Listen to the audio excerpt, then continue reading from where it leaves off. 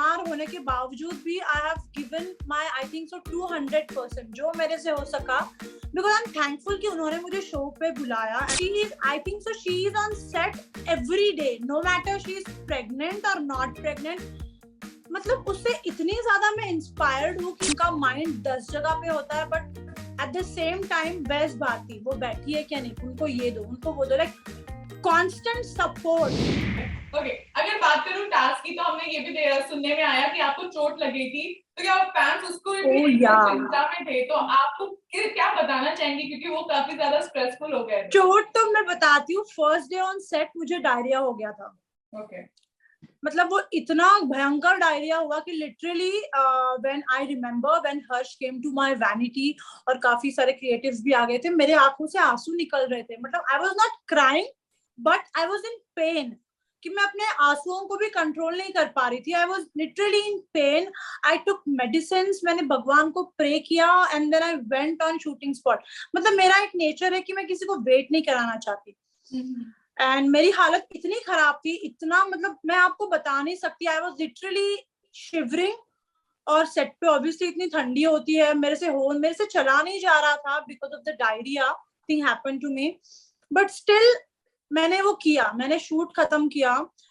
In fact हमने extra hours shoot किया उस टाइम पे and it all went smooth. उसके बाद second day I remember I was in Dubai, मेरी फ्लाइट मिस होने वाली थी, बट कैसे कैसे मुझे मेरी फ्लाइट मिली. मैं I didn't sleep for 42 hours. In spite of that, I shot for this Khatra Khatra because that show gives me a kick, you know. क्योंकि उसमें इतने ज्यादा फनी टास्क होते हैं, इतना मस्ती करते हैं हम ऑफ कैमरा ऑन कैमरा. ऐसे ऐसे गेम्स खेले हैं जो कभी आम जिंदगी में खेलने मिलते नहीं है. तो why not, you know. तो इतना बीमार होने के बावजूद भी I have given my I think सो 200% जो मेरे से हो सका, बिकॉज आई एम थैंकफुल कि उन्होंने मुझे शो पे बुलाया. एंड आई थिंक सो 1% भी अगर मैं जस्टिस कर पाऊँ तो मैं क्यों ना करूँ, you know. I'm very thankful that I'm a part of that wonderful show and I got chance to meet Harsh and Bharti, of course. So yeah. Okay, लेकिन सब ये भी जानना चाह रहे थे कि भारती को देखकर आपको कितना मोटिवेशन हुआ, क्योंकि उनकी प्रेगनेंसी की भी है और उसके बाद वो जान डाल दी है, तो कुछ ऐसा every day she is, I think so she is on set every day, no matter she is pregnant or not pregnant. मतलब उससे इतनी ज्यादा मैं इंस्पायर्ड हूँ कि even after her pregnancy she is standing on her feet, not only giving orders but she is playing the games.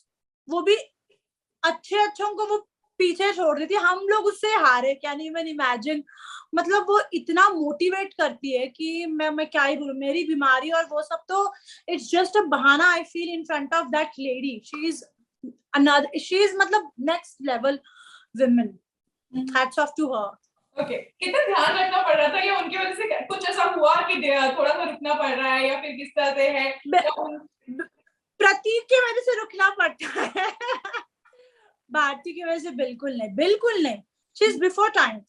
और हर्ष कितना ध्यान रखते हैं उनका सेट पे, आपने भी देखा है, क्योंकि बहुत एवरी टाइम उनका माइंड, मतलब he is obviously producer of the show, but उनका माइंड 10 जगह पे होता है. But at the same time best Bharti वो बैठी है क्या नहीं, उनको ये दो, उनको वो दो, like constant support what I see in Harsh.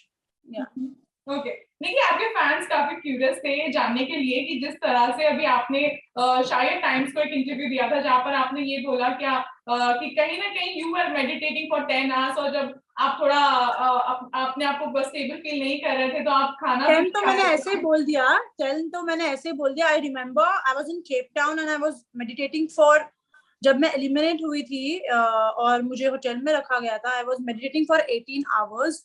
And ये बात किसी को पता नहीं है, बट जब हम लेट नाइट शूट के बाद जब we used to sit together and then you know sit together chill, and then I used to, मतलब मैं ना गायब हो जाती थी किसी भी बहाने से, and I used to go into my room and वो लोग आके दरवाजा बजाते थे. Basically I used to meditate a lot that time भी, रातों रात, क्योंकि सुबह का 6 बजे का कॉल टाइम होता था और नींद तो ऑब्वियसली आएगी नहीं.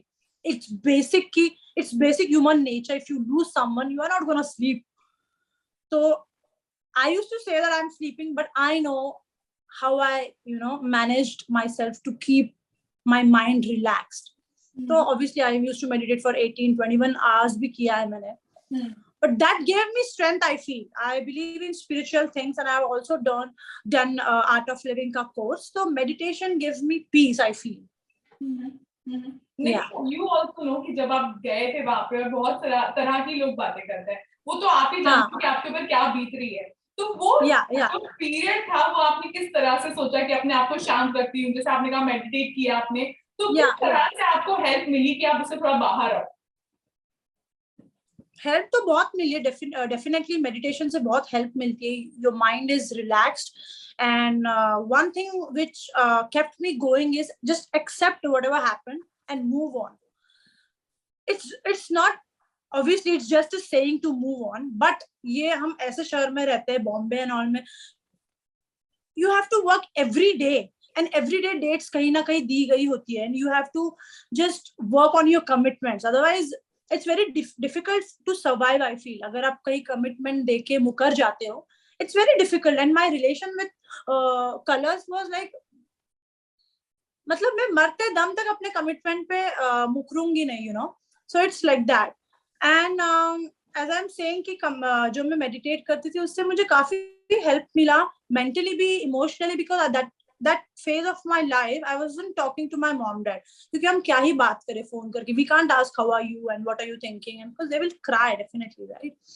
So मैं उनको फोन करके, because I was losing also in task and stunts, तो मैं उनको ये नहीं बोल सकती यार मैं हार रही हूँ, मेरे को ठीक नहीं लग रहा, आप क्या कर रहे हो. I can't talk to them, so I was just meditating, and जो हो रहा है let it happen, so yeah.